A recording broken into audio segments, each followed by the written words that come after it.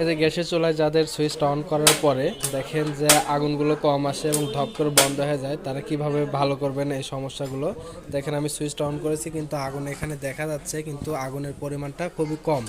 তো আমরা দেখতে পাচ্ছি যে আগুনেরটা কিন্তু খুবই কম আসতেছে, সুইচটা যতই ঘোরাচ্ছি কিন্তু আগুনটা বেশি বের হচ্ছে না।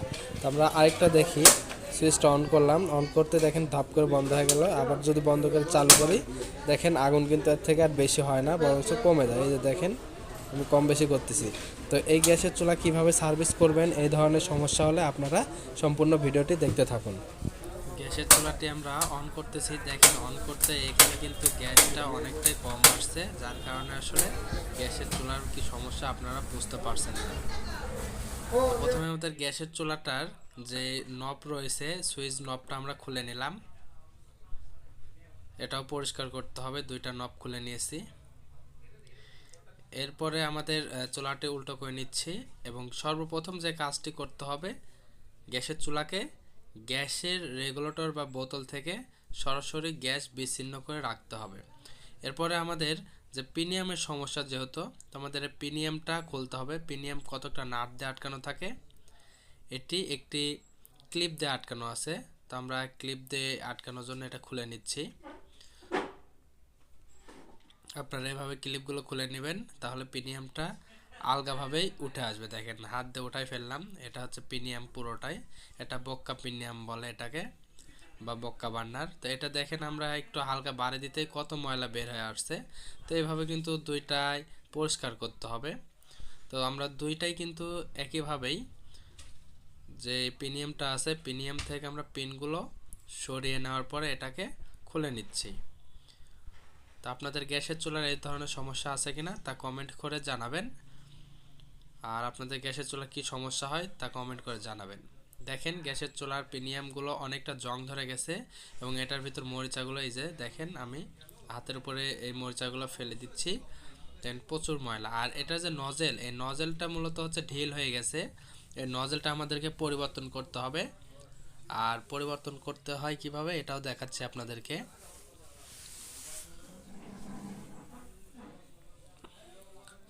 প্রথমত আমাদেরকে এই নজলটা খুলে নিতে হবে। খুলে নেওয়ার জন্য একটি 8 অথবা 9, 8-9 একটি ডাল নিতে হবে। ডাল দিয়ে এটা হালকা করে পেঁয়াজ দিয়ে খুলতে হবে। এটা অনেকে আছে প্লাস দিয়ে ধরার চেষ্টা করেন, যার কারণে এটা ভেঙে যায়। পরবর্তীতে ফুল মেশিন সেটআপটাই পরিবর্তন করতে হয়। এখানে আমরা সরাসরি 8 অথবা 9 ডাল দিয়ে আমরা এই যে নজেল রয়েছে, এটাকে নজেল বলা হয়, এয়ার নজেল। যেহেতু এটা সিঙ্গেল, এটা এয়ার নজেল বলা হয়, এয়ার গ্যাস নজেল। তো আমরা এটাকে পরিবর্তন করব, তার আগে এটা খুলে নিচ্ছি। আর খুলে নেওয়া শেষ, আমরা একটি নতুন যে ইয়েটা আছে নজেল, এই নতুন নজেলটা নিব এবং নতুন নজেলটা নেওয়ার পরে এটা থ্রেড টেপ দিয়ে দেবো, যেন গ্যাস লিকেজ না হয়। এই কারণে থ্রেড টেপটা যেন সরাসরি দিতে পারি, যেন গ্যাসটা কোনো সাইড দিয়ে বের হতে না পারে। আমরা সুন্দরভাবে থ্রেড টেপগুলো পেঁচিয়ে দেব। পেঁচানো হয়ে গেলে আবার এইভাবে দেখেন আমি কীভাবে ধরতেছি, এইভাবে নজলটাকে ধরতে হবে। ধরার পরে এটা যে ইয়েটা রয়েছে আমাদের গ্যাসের চুলার যেই নজল, এই নজলটাকে আমরা এইভাবে হাত দিয়ে ধরার পরে টাইট দেবো একটি ডাল দিয়ে। যে ডাল দিয়ে খুলেছি আমরা, ওই ডাল দিয়ে আবার টাইট দিতে পারবো। এটা পর্যাপ্ত পরিমাণ টাইট দিতে হবে, বেশিও দেওয়া যাবে না আবার কমও দেওয়া যাবে না। এটা আমাদের লাগানো শেষ। তারপর আমরা যে সাদা স্পার্কিং পাথর আছে, পাথরটার মাথা ঘষে দিচ্ছি, কারণ এটা জং ধরে থাকে। আর সাদা স্পার্কিং এর সাথে দেখবেন যে একটা ছিদ্র জায়গা আছে, নল। এই নলটার মাঝখানে যেন কোনো মাকড়সার জাল আটকে না থাকে, তাই আমরা পরিষ্কার করে দিলাম। আর আমরা এভাবে দুইটাই এভাবে কিন্তু পরিষ্কার করলাম সেম ভাবে। এখন আমাদের যে নজলগুলো আছে, এই নজলগুলো আমাদেরকে প্রত্যেকটাই চেকিং করতে হবে। নজল এটা চেকিং করতেছি, দেখেন এটার মাঝখানে কিন্তু অনেকটাই ময়লা আটকে আছে, যার কারণে এই সাইড দিয়ে কিন্তু গ্যাসগুলো বের হতে পারছিল না। আর গ্যাস বের হতে না পারার কারণে কিন্তু গ্যাসের চুলাটা খুব অল্প ধীরে ধীরে জ্বলতেছিল। তো গ্যাসের চুলার মাঝখানে যে নজেল, এই নজেলটা আমাদেরকে সবসময় ক্লিয়ার রাখতে হবে, তাহলে গ্যাস বার্নার পর্যন্ত ভালোভাবে পৌঁছাতে পারবে। আমরা একটি কেবলস নিয়েছি এবং গ্যাসের যে নজেলটা এটা মাঝখানে পরিষ্কার করে নিচ্ছি এবং পিছনে যে ছিদ্রটা আছে ছিদ্রটা একটি মাত্র এখানে কেবলসের খেই দেওয়ার পরে এটার ভিতরে যে নজেলের মাঝখানে যে ময়লাটা আটকে আছে ময়লাটা পরিষ্কার করে নিচ্ছি। এই ময়লাগুলো আটকে থাকার কারণে কিন্তু গ্যাসের যে নজেল এই গ্যাসের যে ফোর্স এই ফোর্সগুলো আসলে হয় না। আপনারা সর্বপ্রথম যদি গ্যাসের যদি কম আসে গ্যাসগুলো কিন্তু বার্নারে যদি কম আসে আগুন আসতে ধরে তাহলে কিন্তু আপনারা এই কাজটি করতে পারেন। প্রথমত আপনারা নজেল চেক দিবেন যে কোনো ধরনের সমস্যার কারণে গ্যাস কম আসতেছে এই কারণে আপনাদের বার্নারে কালি হোক অথবা আপনাদের গ্যাস বেশি আসুক, এই সকল সমস্যার জন্য প্রথমে নজেল চেক দিতেই হবে মাস্টলি। তো আমরা সেমভাবেই পূর্বের মতো করেই আমাদের যে প্রত্যেকটা মেশিনের সাইডগুলো আছে এগুলো পরিষ্কার করে নেওয়ার পরে আমরা এটাকে পরিষ্কার করতেছি। সাদা পাথরটা পরিষ্কার করলাম, সাদা পাথরের সাথে থাকা যে নজেল ফায়ার স্পার্কিং কেবলস এগুলো আমরা পরিষ্কার করে দিচ্ছি যেন কোনো ধরনের ময়লা বা এটার সাথে কোনো ধরনের জং আটকে না থাকে। তো আমাদের এরপরে যে কাজ করতে হবে এই যে সুইচটা রয়েছে সুইচটা একটু জাম আছে কিনা এটা দেখতে হবে, প্লাস দিয়ে ঘোরাচ্ছি এবং এটা কিন্তু গ্যাস ছেড়ে দিচ্ছি, দেওয়ার পরে হালকা করে আবার গ্যাসটা বের করতেছি ছেড়ে দিচ্ছি। এর কারণে মাঝখানে যদি ছোট ছোট কোনা বা ছোট ছোট জংয়ের কোনা থাকে তাহলে এটা সরাসরি বের হয়ে আসবে গ্যাসের ফোর্সে। গ্যাসের নজেলটা আগে লাগানো দেখালাম আপনাদেরকে, এখন যে নজেলটা দেখাচ্ছি এই নজেলটাও আপনারা এভাবে টেপ দেওয়ার পরে সুন্দরভাবে পেঁচিয়ে নেবেন, তারপরে এই নজেলটা লাগাবেন। এই দেখেন সুন্দরভাবে আমরা পেঁচিয়ে নিলাম। এখন আমরা এইভাবেই কিন্তু এই ডালটা দিয়ে আবারও পূর্বের মতো করে গ্যাসের নজেলটা লাগাই দেব।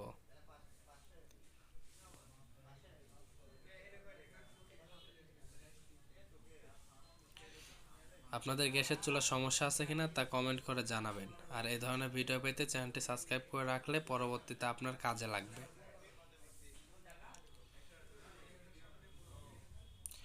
নজলগুলো লাগানো খুব সহজ।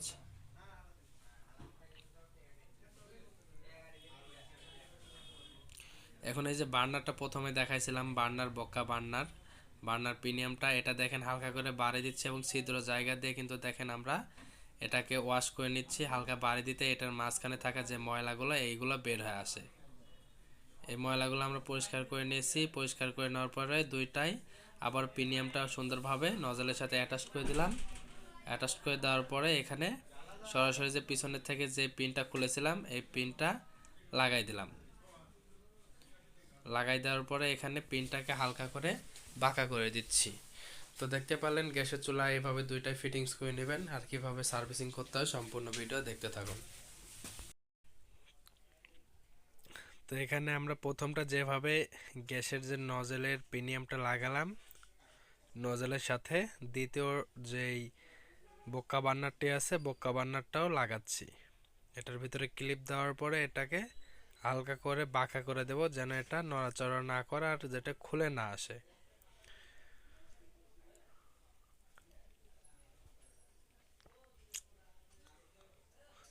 আমরা গ্যাসের চুলাটাকে সোজা করলাম এবং সোজা করার পরে যে সুইচের এই পাশে আছে এটা আমাদেরকে যেহেতু ময়লা আছে ময়লাটা পরিষ্কার করে নিতে হবে।